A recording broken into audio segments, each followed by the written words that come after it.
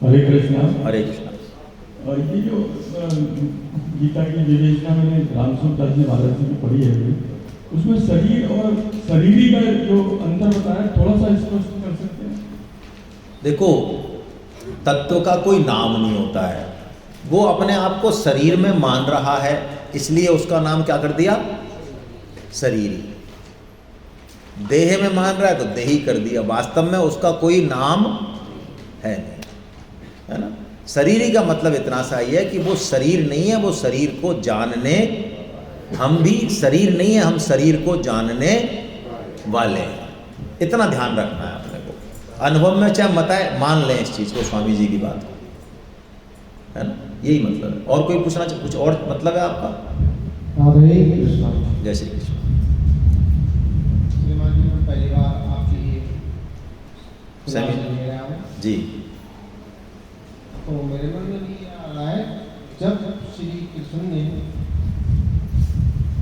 महाभारत के युद्ध में मैदान में गीता जी का ये उद्घोष किया था, तो लिखने वाला और इसको इसमें एक एक शब्द को करने वाले कौन थे, क्या थे, वो इस बात को स्पष्ट करो। कैसे लिखा है इसको सिस्टम में, उसी सिस्टम में इसको, जिस सिस्टम से भगवान ने अपने मुखारविंद से इसको अर्पित किया, उसी सिस्टम में किताब में किसी आधार पर लिखा गया, इस बात को आप कृपया करके स्पष्ट करें। बहुत बढ़िया। गीता किसने लिखी? गीता वेदव्यास जी महाराज ने लिखी है ना। वेदव्यास जी महाराज साहित्यिक अवतार हैं भगवान के।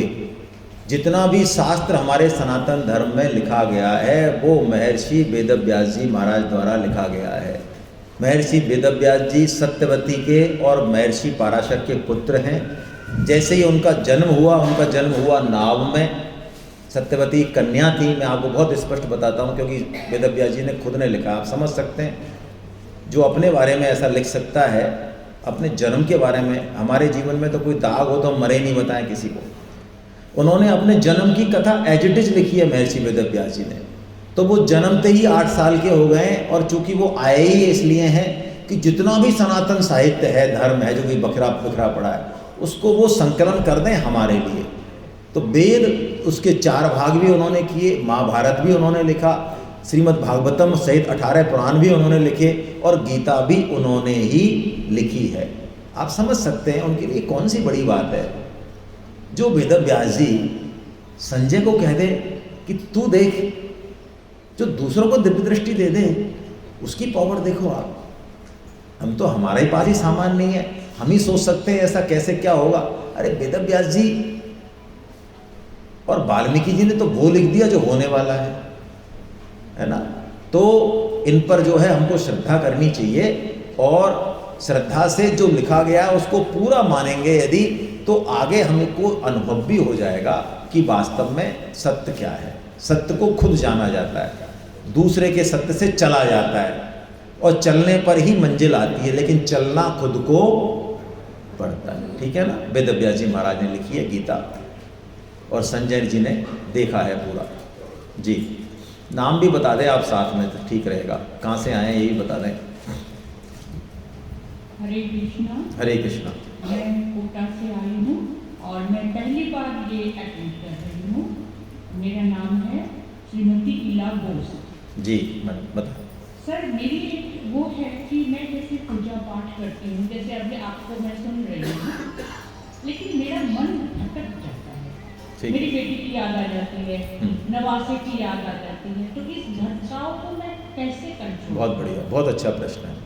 देखिए, मन की 2 विशेषताएं हैं।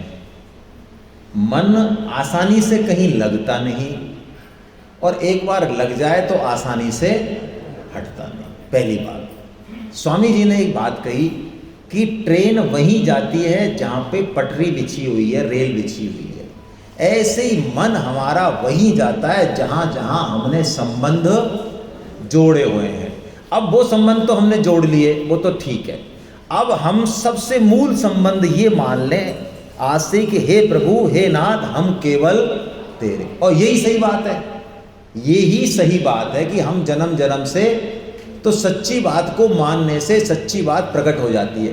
तो जैसे ही हम भगवान को अपना मानेंगे तो बाकी चीज़ें तो कम हो जाएंगी और भगवान फिर याद आने लग जाएंगे। यही टेक्निक है ना। आगे भगवान यही बताएंगे, जब अर्जुन प्रश्न करेंगे आप वाला, तो भगवान बताएंगे मन को वश में करने के 2 उपाय हैं, अभ्यास और वैराग्य। बेटियों के प्रति, बच्चों के प्रति, जिसके प्रति भी जो कर्तव्य है उसको पूरा निभा दें, लेकिन अपने तो केवल एक भगवान है। बेटियां भी अपनी हैं, लेकिन क्यों अपनी हैं? क्योंकि वो भी भगवान की हैं। भगवान के बिना वो अपनी नहीं है। मैं भी भगवान की हूं और बेटियां भी भगवान, इसलिए हमारा नाता है इंडिपेंडेंट। हमारा कोई नाता किसी से है ही नहीं, किसी से ही नहीं है हमारा नाता, केवल एक भगवान से नाता है। जिस दिन ये बात जीवन में उतरने लगेगी, मन आ जाएगा। घबराए नहीं, लगे रहे। हरे कृष्णा। बहुत अच्छा प्रश्न है आपका, बहुत ही बढ़िया, बहुत अच्छा प्रश्न। जी पीछे पीछे दे दें।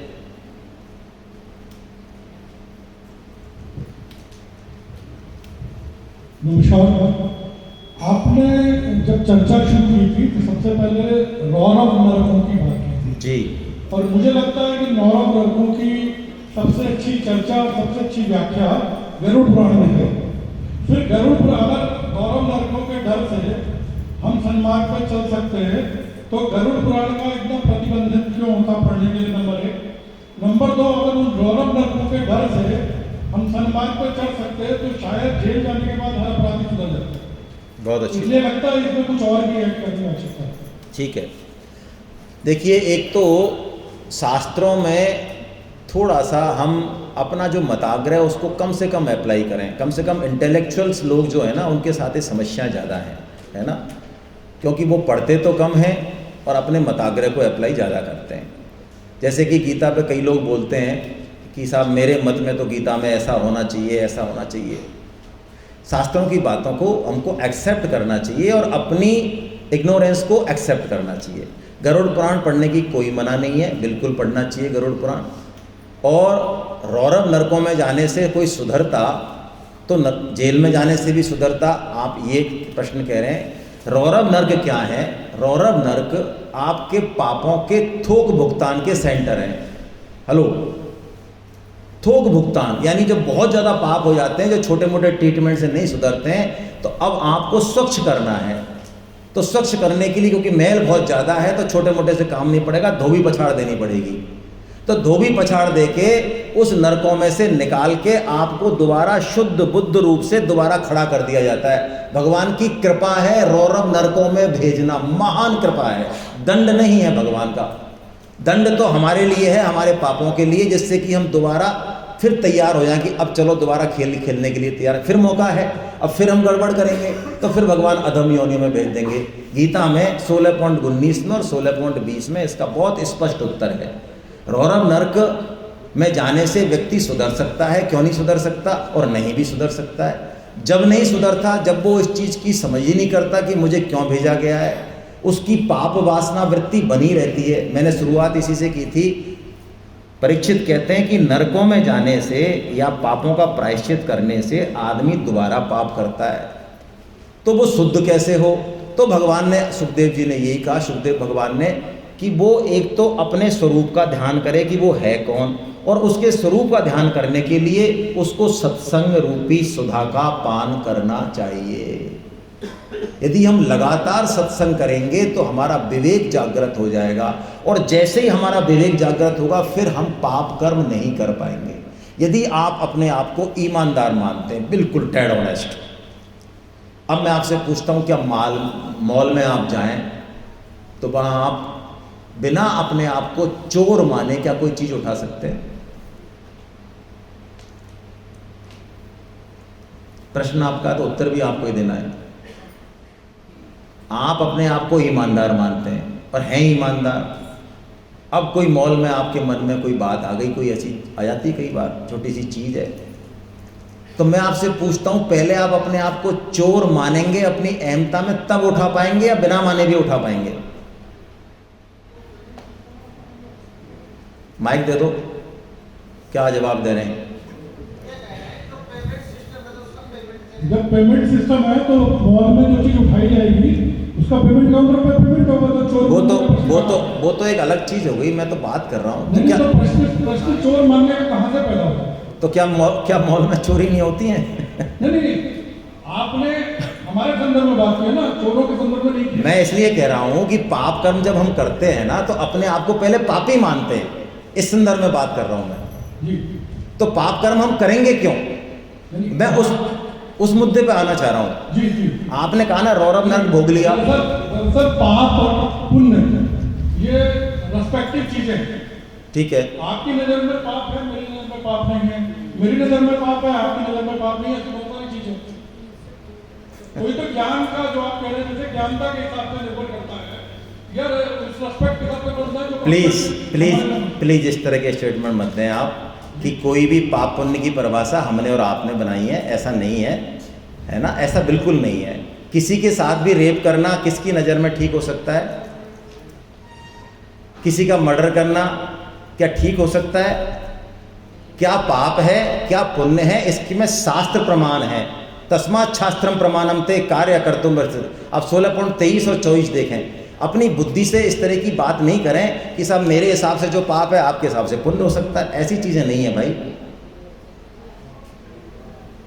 हम शास्त्र को माने, पहले एक बार देखें उसको क्या कह रहा है शास्त्र, इसकी कुछ वैल्यू करें। अपनी बुद्धि की वैल्यू बहुत ज़्यादा नहीं करें, बुद्धि को एज ए टूल इस्तेमाल करें। बुद्धि के मालिक हैं हम, बुद्धि हमारी मालिक नहीं है, इस पे पहले विचार करें। ये बुद्धि इतनी सुप्रीम नहीं है कि हमको चला देगी। ये मन इतना पावरफुल नहीं है कि हम इसके नचाए नाचेंगे। ये मन और बुद्धि हमारे नचाए नाचेंगे। ये हुई बात। शास्त्र में इस्तेमाल करना है, लेकिन शास्त्र की बात को सर्वोपरि मानना है। हाँ, फिर शंका हो, समाधान हो तो पूछ सकते हैं, वो कोई दिक्कत नहीं है। लेकिन शास्त्र की बात को काट के अपनी बुद्धि की बात को ऊपर रखने पर तो बहुत दिक्कत हो जाएगी, फिर शास्त्र से फायदा नहीं होगा। पाप और पुण्य की परिभाषा शास्त्रों में दी हुई है और वो आपको ठीक लगेगी यदि आप उसको पढ़ेंगे। तो आप पढ़ना भी नहीं चाहें और फिर कहें कि नहीं पाप और, हाँ सापेक्ष है पाप और पुण्य, बिल्कुल ठीक है, ये तो ठीक बात है कि सापेक्ष रिलेटिव है दोनों।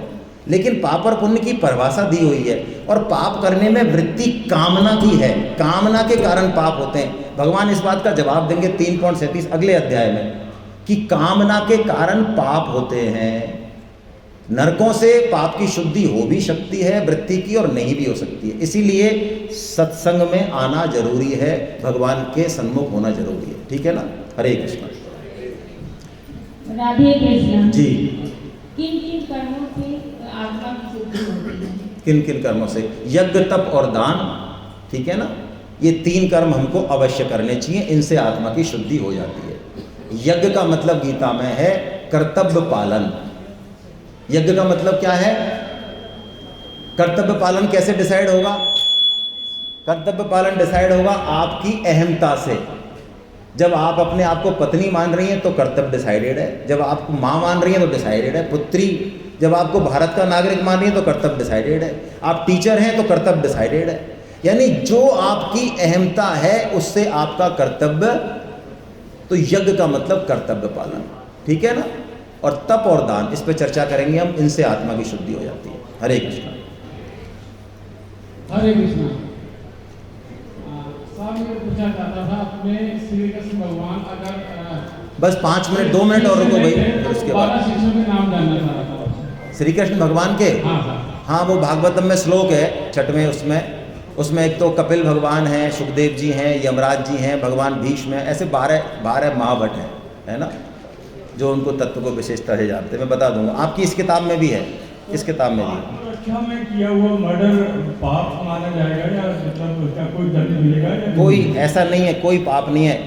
कर्म में उद्देश्य बहुत महत्वपूर्ण है। आत्मरक्षा के लिए, धर्म संस्कृति की रक्षा के लिए हिंसा अहिंसा से भी उत्तम है। अर्जुन इतने लाखों लोगों का नरसंहार करने के बाद भी वो पाप में प्रवृत्त नहीं होते हैं, है ना। पाप और पुण्य का फैसला कर्म को देख के नहीं होगा, कर्म के पीछे के भाव और उद्देश्य होगा। हरे कृष्णा।